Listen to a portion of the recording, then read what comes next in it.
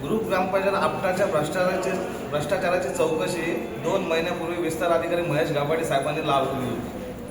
10 तारखेला मागील 2 महिन्यापूर्वी 10 तारखेला ते अहवाल सादर करून देणार होते.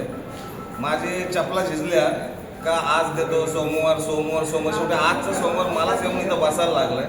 मी काय आंदोलन वगैरे करत नाही, जागा मस्त आहे बसायला. लोकांना पण कळलं पाहिजे का प्रशासन किती तत्परतेने काम करतोय.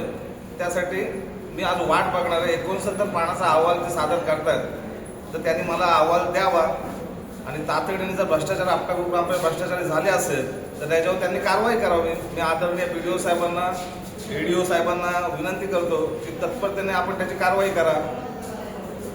नाहीतर याच्या पुढे ज्या ग्रामपंचायतमध्ये इंडस्ट्रियल एरियामध्ये ग्रामपंचायत असतील त्याच्यात पूर्ण आराखडा आम्ही काढू. एक ग्रामस्थ म्हणून समाजाचा काहीतरी कर्तव्य लागतं म्हणून त्याने अहवाल आम्हाला द्यावा ही विनंती. आम्ही आंदोलन करत नाही. पुन्हा एकदा सांगतो, ही बसायला जागा चांगली वाटली, खुर्च्या पण तिथं रिकाम्या नाहीत म्हणून इथं बसतोय. जय हिंद, जय महाराष्ट्र.